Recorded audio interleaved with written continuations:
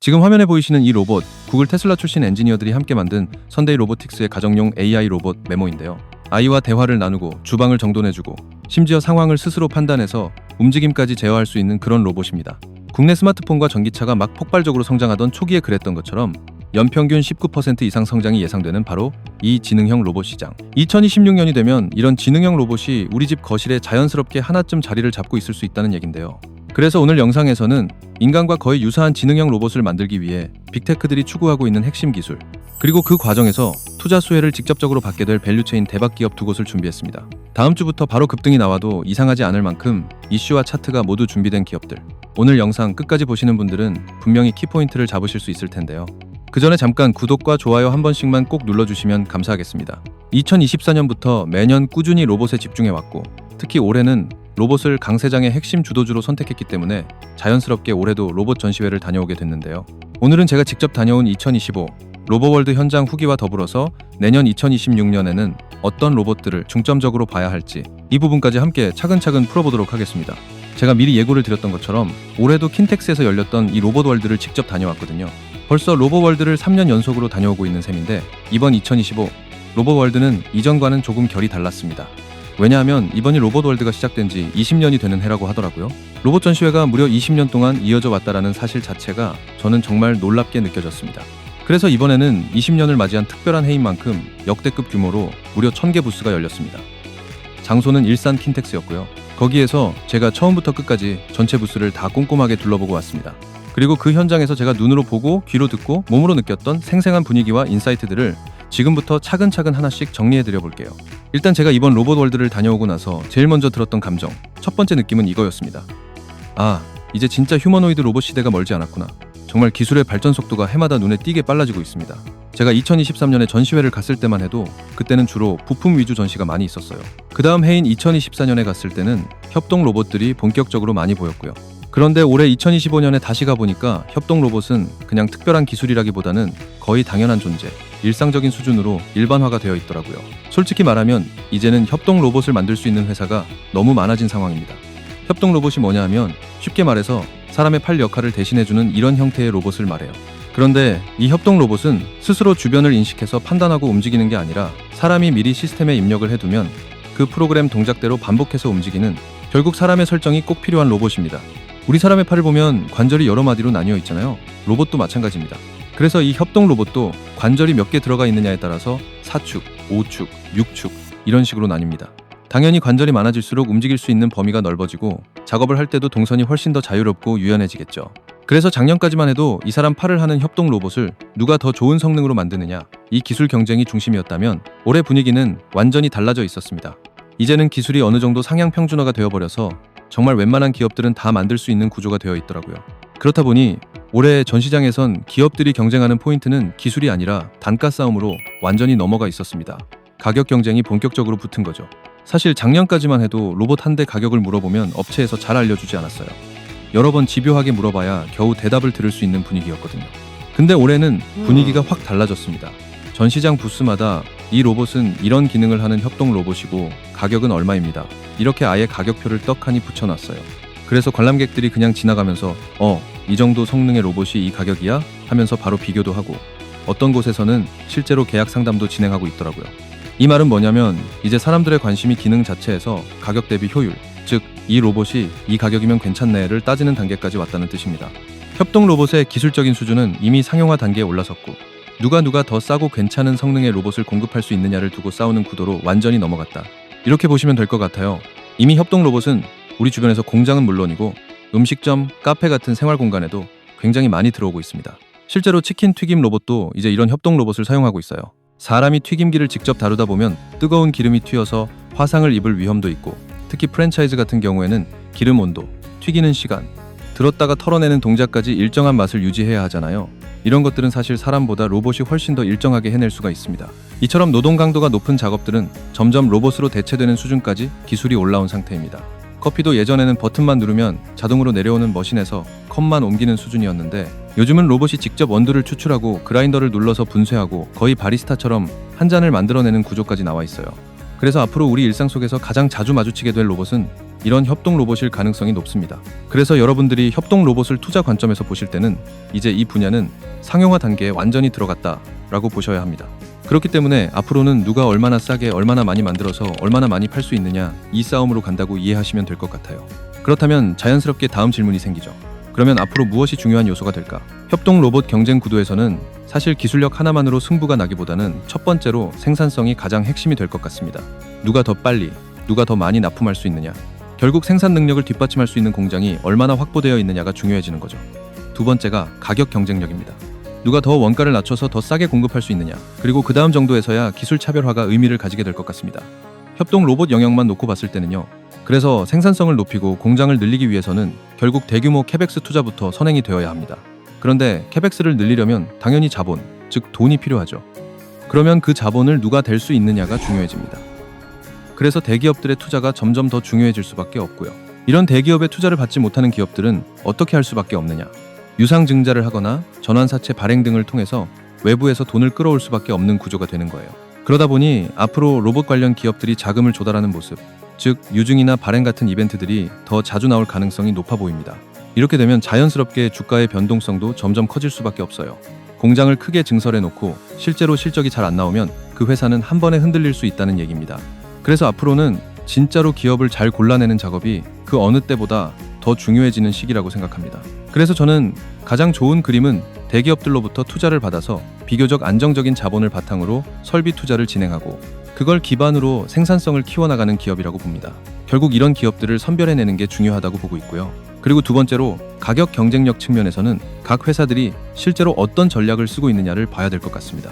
이와 관련해서 예전에는 로봇 부품을 상당 부분 중국산에 의존했었습니다. 이 얘기를 들으니까 자연스럽게 떠오른 게 예전에 반도체 소재 부품 장비가 어느 나라에 많이 의존하고 있었는지 아시죠? 과거에는 일본 의존도가 굉장히 높았거든요. 그런데 일본과의 관계가 틀어지면서 갑작스럽게 그럼 우리 소재 부품 안 팔아 이런 움직임이 나오니까 큰 문제가 됐습니다. 그래서 정부가 직접 나서서 국산화해야 된다라는 정책을 밀어붙였죠. 이 과정에서 대기업들에게도 국내 소재, 부품, 장비 업체들과 적극적으로 협력해라라고 요구하고 각종 자금 지원을 해주면서 우리나라 소부장 기업들이 반도체 영역에서 자리를 조금씩 잡기 시작했습니다.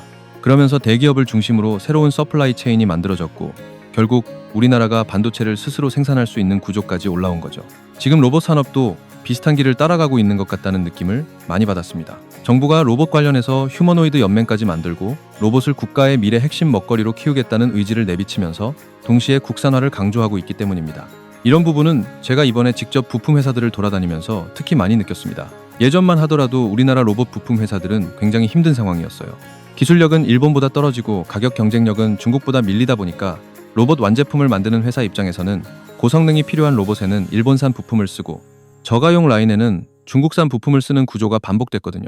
그러니 부품 기업들은 애매한 위치에 있을 수밖에 없었습니다. 그런데 이번에 전시회에서 이야기를 들어보니 일단 기술 성능적인 측면에서 일본 부품 회사들과 견줄 수 있을 만큼 수준이 많이 올라왔다고 하더라고요. 그러면서도 가격은 일본보다는 조금 더 저렴한 수준을 맞추고 있고 여기에 정부는 계속 국산화를 강조하고 있고 중국 리스크까지 부각되다 보니 대기업들도 서서히 국산 부품 쪽으로 서플라이 체인을 옮기려는 움직임을 보이고 있습니다.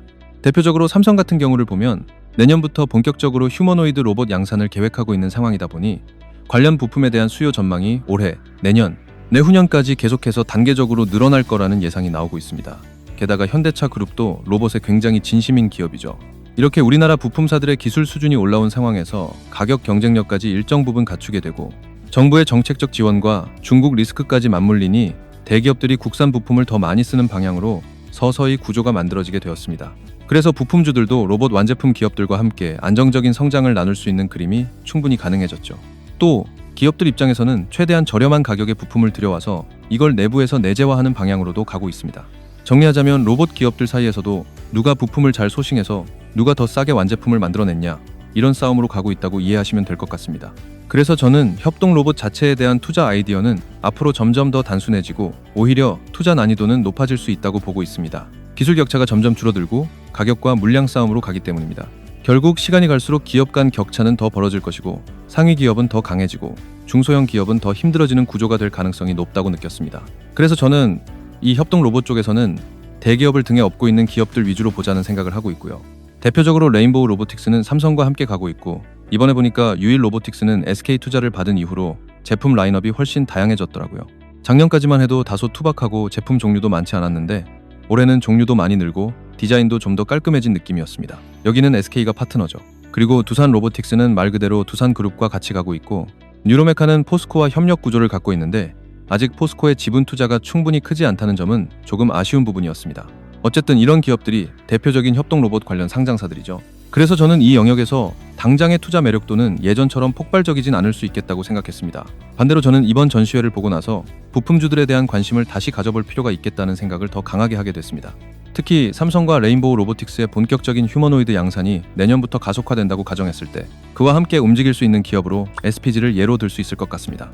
SPG는 국내 감속기 분야에서 그래도 독보적인 회사이고 이번 전시에서도 보니까 감속기 라인업이 상당히 다양해져 있었습니다. 또한 고객사 요구에 따라 커스터마이징도 충분히 가능하다고 하고 캐벡스를 통해 공장 증설과 생산 능력도 어느 정도 확보해 놓은 상태여서 이제는 앞단 고객사들의 본격적인 물량을 기다리고 있다는 느낌을 받았습니다.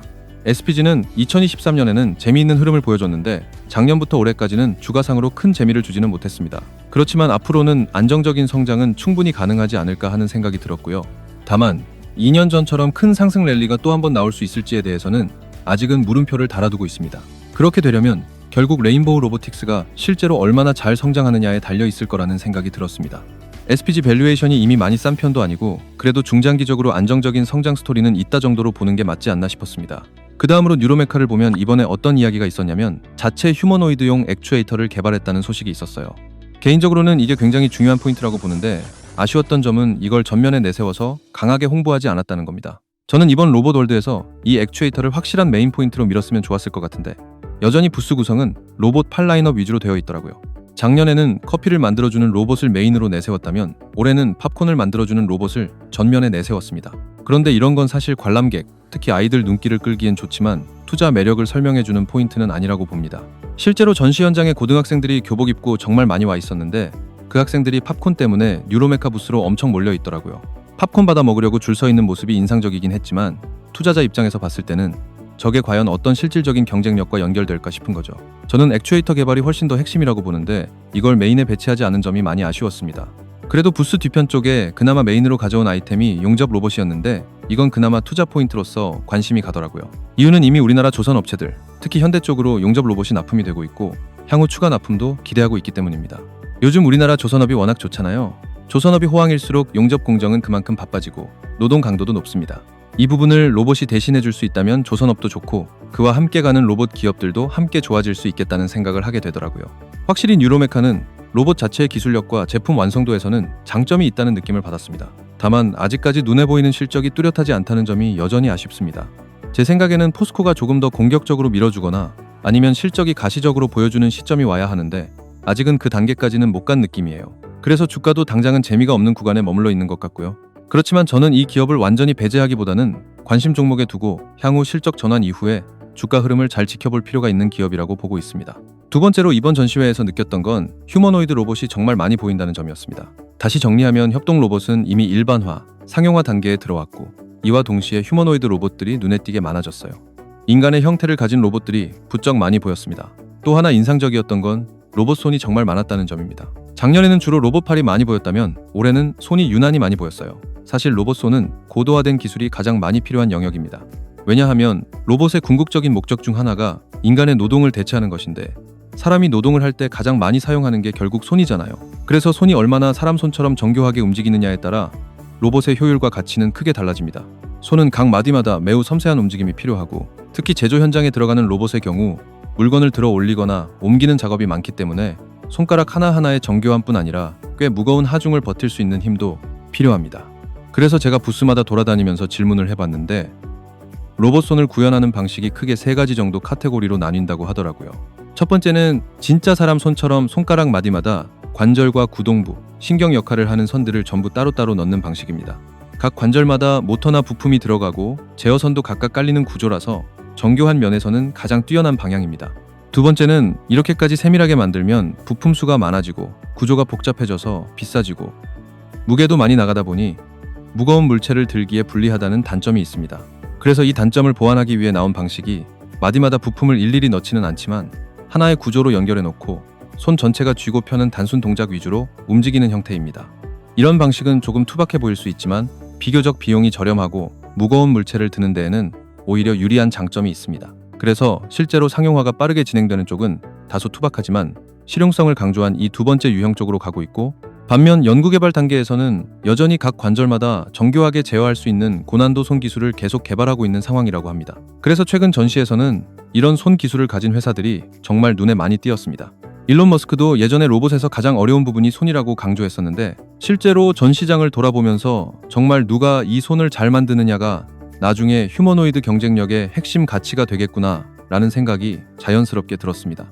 그러면서 휴머노이드 로봇의 대중화도 이제 정말 멀지 않았구나 라는 확신이 조금 더 강해졌고, 앞으로 시장의 관심도도 점점 더 커질 수 있겠다는 판단을 하게 됐습니다. 이번에 인상 깊었던 것 중 하나가 중국 기업인 유니트리였습니다. 중국 휴머노이드 로봇 1등 기업으로 알려져 있는데요. 거기에서 시연하던 로봇이 복싱을 하고 있더라고요. 휴머노이드 로봇이 링 위에 서서 잽을 날리고 훅을 치고 어퍼컷 동작까지 자연스럽게 수행하는 걸 보면서 정말 깜짝 놀랐습니다. 심지어 춤도 추는데 예전에 우리가 떠올리던 로봇 춤처럼 삐걱거리는 움직임이 아니라 진짜 사람처럼 웨이브를 타고 자연스러운 동작을 보여주더라고요. 그걸 보면서 와, 로봇의 모션 기술이 진짜 여기까지 왔구나 이런 생각이 절로 들었습니다.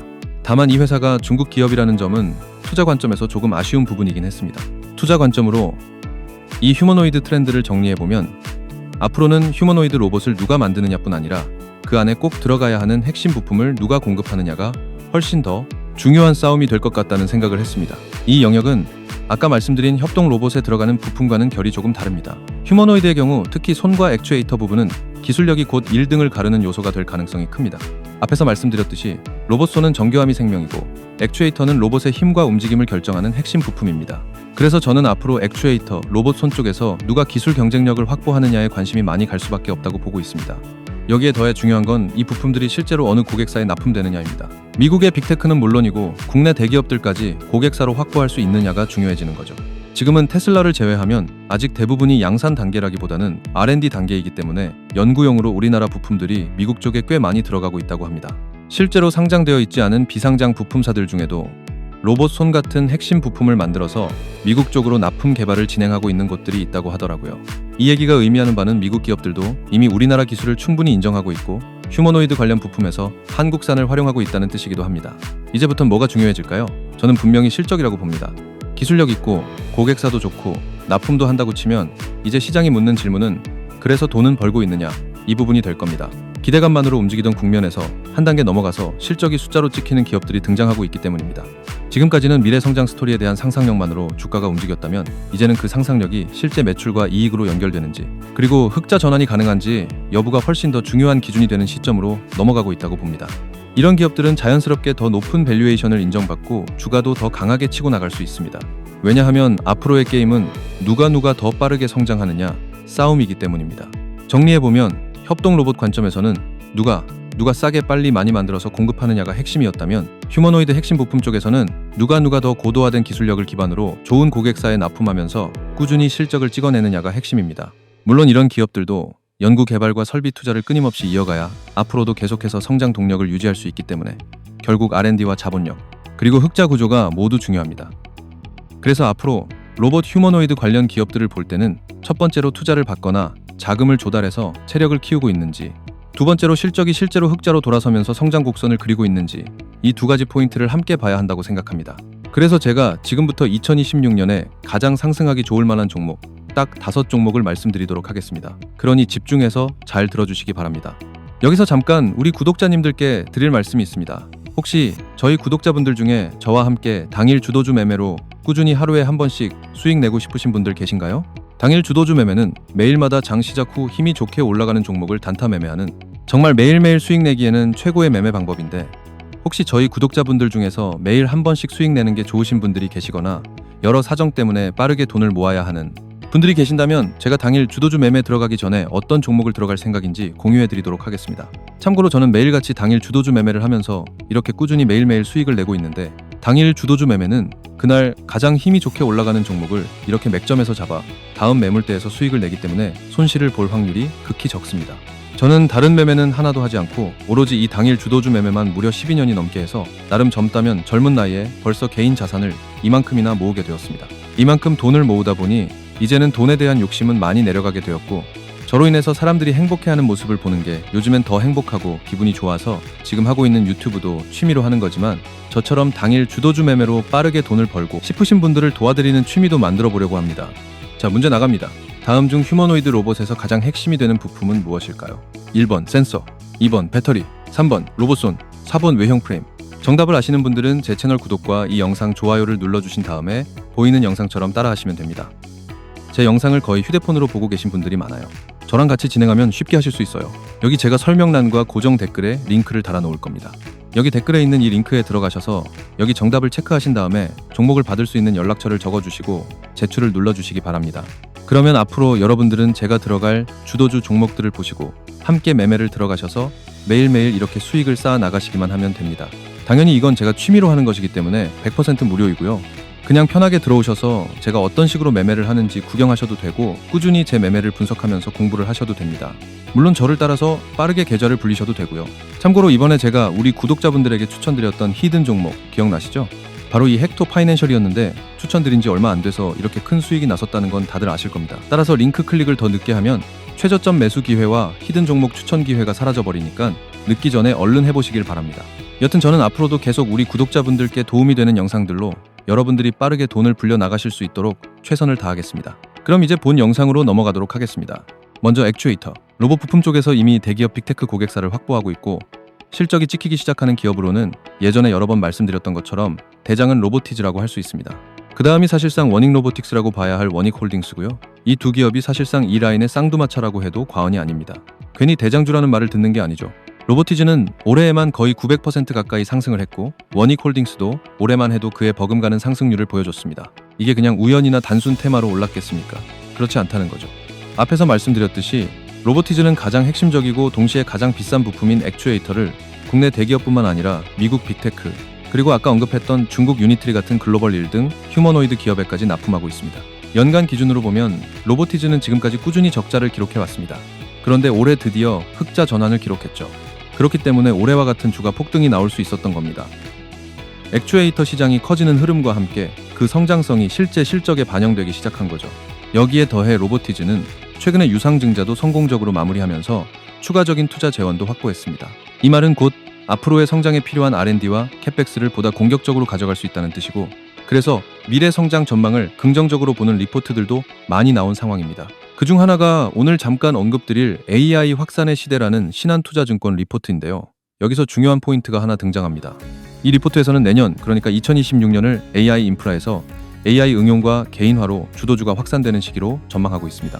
무슨 말이냐면 제가 여러 번 강조드렸던 것처럼 이번 강세장을 이끄는 가장 큰 축은 AI입니다. 그런데 지금까지의 AI 수혜주는 AI를 하기 위한 인프라 투자에 집중되어 있었습니다. 예를 들어 AI를 돌리려면 뭐가 필요하냐라고 묻는다면 가장 먼저 떠오르는 게 고성능 반도체고 그 다음이 엄청난 전력을 공급하는 전력 인프라입니다. 그래서 반도체, 전력, 데이터 센터 인프라 관련주가 먼저 강하게 올랐던 거죠. 지금까지의 주도주는 이런 인프라 영역에 많이 몰려 있었습니다. 그런데 이제는 로봇을 포함해서 전체적으로 AI를 본격적으로 활용하는 단계로 넘어가고 있다는 얘기입니다. 다시 말해 이제 AI를 써서 실제로 어떤 서비스를 만들고 어떤 제품을 출시해서 누가 어떻게 돈을 벌고 있느냐가 중요해지는 국면으로 간다는 거죠. 실제로 이런 흐름은 이미 일부 종목에서 확인되고 있습니다. 예를 들어 AI 소프트웨어 응용 쪽 대표 기업인 팔란티어만 봐도 흑자 전환 이후 1년 사이 주가가 약 190% 상승했습니다. 우리나라에서도 시어스 테크놀로지라는 기업이 있는데 이 회사도 올해 상반기 흑자 전환 이후 연초 대비 주가가 600% 이상 올랐습니다. 여기서 중요한 건 AI라는 큰 축 안에서 다음 단계 주도주들이 나오기 시작했다는 점입니다. 어느 영역이냐? AI를 활용해서 실제로 돈을 버는 기업들입니다. 이런 기업들은 적자에서 흑자로 돌아서는 순간부터 시장에서 완전히 다른 평가를 받게 됩니다. 기대감이 구체적 숫자로 연결되는 지점이거든요. 로봇도 마찬가지입니다. 로봇 역시 AI의 활용 분야 중 하나입니다. AI 소프트웨어만이 아니라 로봇이라는 하드웨어에도 AI가 결합되면서 실제 현장에서 활용되고 이로 인해 기업들이 돈을 벌기 시작하는 순간이 중요한 변곡점이 됩니다. 그래서 앞으로 로봇 투자의 관점도 누가 로봇에 투자할 거야에서 누가 로봇을 실제로 잘 활용해서 돈을 벌고 있느냐로 점점 바뀔 가능성이 높다고 보고 있습니다. 정리하면 지금부터는 어떤 기업이 흑자 전환을 했느냐가 굉장히 중요한 기준이 될 수 있습니다. 로보티즈가 그런 흐름 속에서 먼저 치고 나간 대표적인 사례라고 볼 수 있는 거죠. 게다가 로보티즈는 내년에 AI 워커라고 하는 반휴머노이드 로봇의 판매가 본격화될 예정이고 내후년에는 액추에이터 생산 능력이 지금보다 10배 증가할 계획입니다. 이 얘기는 곧 실적 성장 속도가 매우 가팔라질 수 있다는 뜻입니다. 그러니까 시장의 기대감이 계속 확대될 수 있는 환경을 갖추고 있는 셈입니다.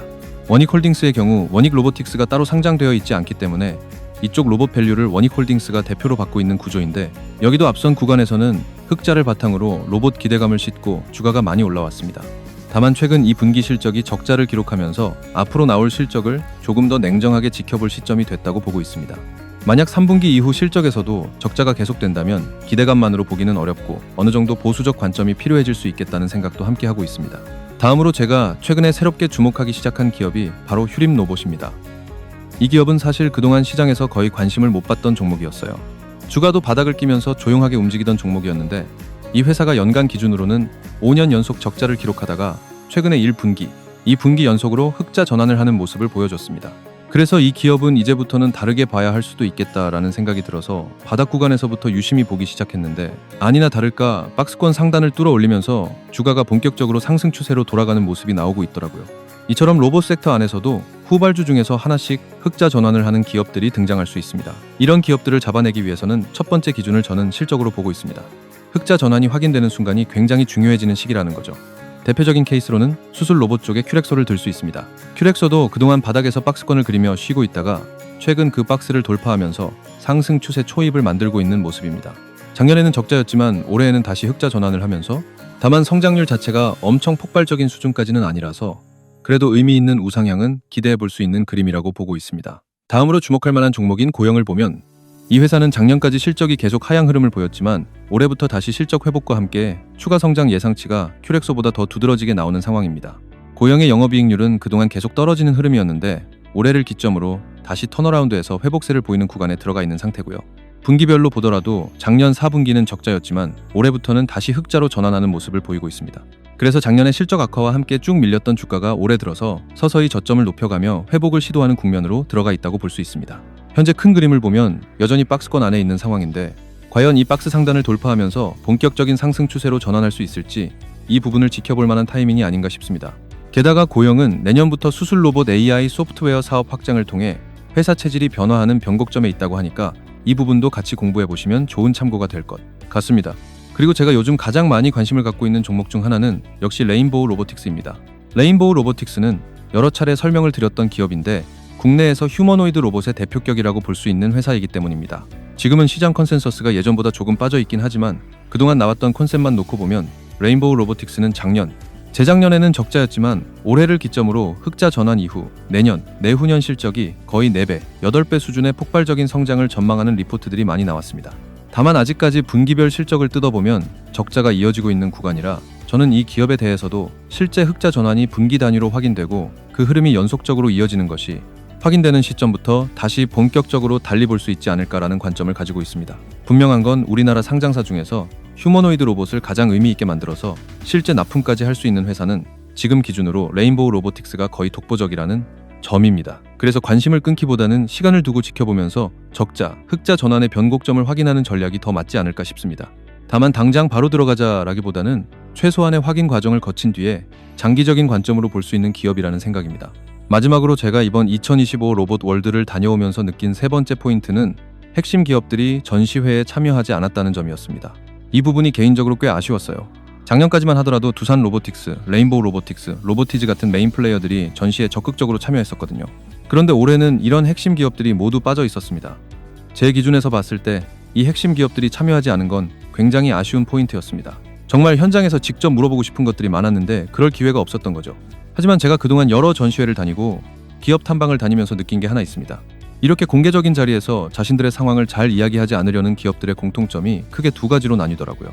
첫 번째는 진짜 엄청난 걸 준비하고 있어서 최대한 조용히 감추고 있는 경우입니다. 두 번째는 반대로 정말 내세울 만한 게 하나도 없어서 뭘 이야기해야 할지 몰라서 숨는 경우죠. 이 둘 중 하나입니다. 그렇다면 이번에 로봇월드에 참여하지 않았던 저 핵심 기업들은 어느 쪽에 가까울까? 저는 개인적으로 그래도 전자에 가깝기를 조심스럽게 기대하고 있습니다.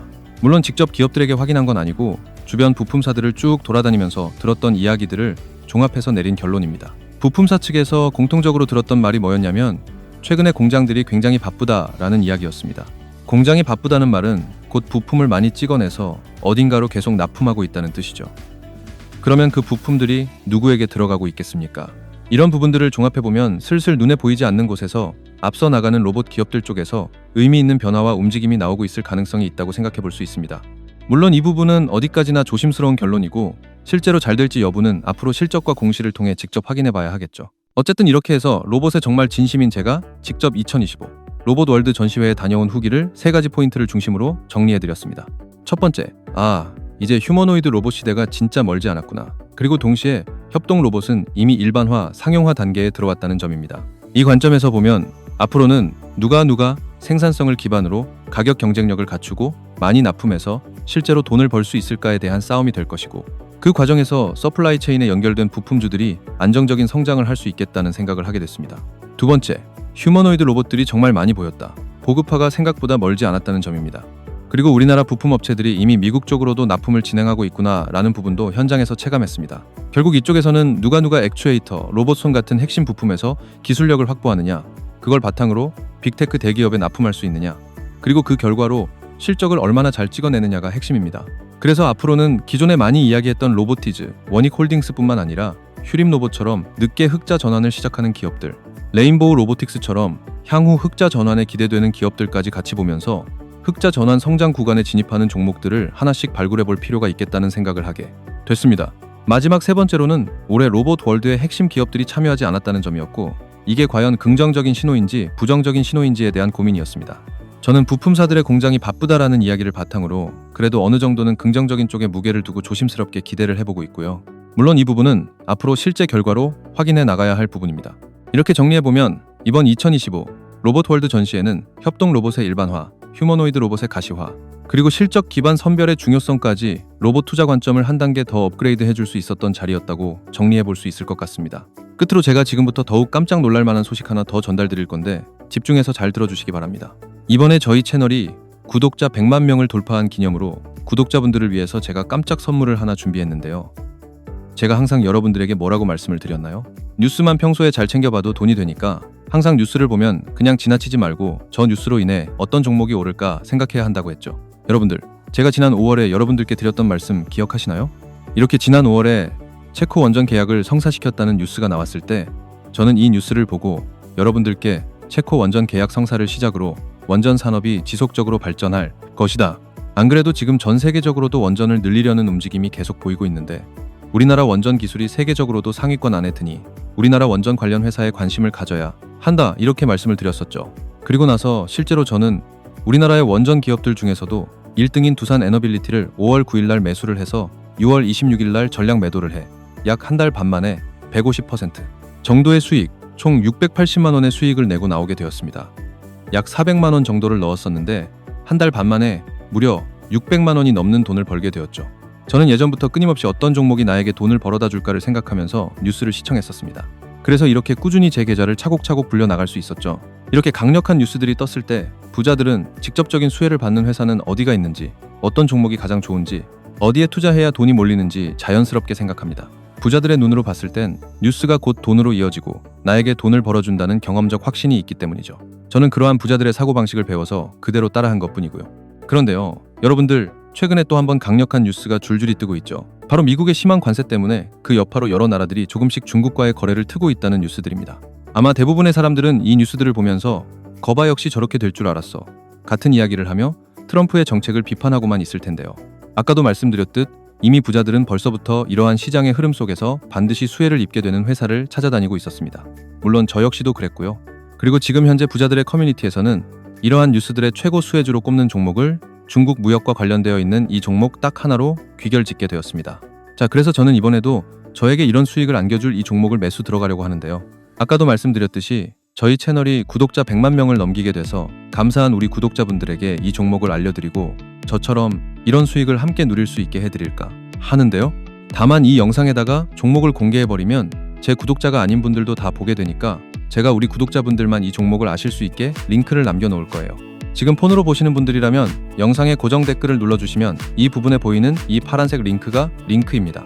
그대로 이 링크를 눌러주시게 되면 이러한 창이 뜨는데 퀴즈 정답을 체크를 해주신 다음 이 밑에 있는 이 부분에 구독자 전용 종목 받으실 연락처를 정확히 적어주시고 여기에 있는 제출을 눌러주시면 저에게 이 폼이 날아오게 됩니다. 그러면 제가 이 폼을 확인하자마자 보내주신 연락처로 구독자 전용 종목을 바로 보내드릴 것이고, 여러분들이 저에게 이 종목을 받게 되시면 주가가 더 올라가기 전에 늦지 않게 매수하셔서 나중에 저와 함께 이런 큰 수익을 함께 누려주시기만 하면 됩니다. 아까도 말씀드렸듯이 종목은 미국의 관세로 인한 중국의 반사이익 관련 최고의 수혜주이므로 부자들의 커뮤니티에서도 눈여겨보듯 조만간 이 종목에 큰 수급이 들어올 것이 분명합니다. 그러니 저희 구독자분들이시라면 늦지 않게 이 종목을 매수하셔서 제가 드리는 구독자 100만 명 감사 이벤트를 제대로 누려주시길 바랍니다. 한 분 한 분이 다 제 소중한 구독자분들인데 누락되시는 분들이 계시면 마음이 아프니까요. 여러분, 수익은 기회가 올 때 자연스럽게 따라오지만 계좌를 지키는 건 매일의 습관입니다. 딱 한 번의 큰 손실만 피해도 복구 기간이 반으로 줄어듭니다.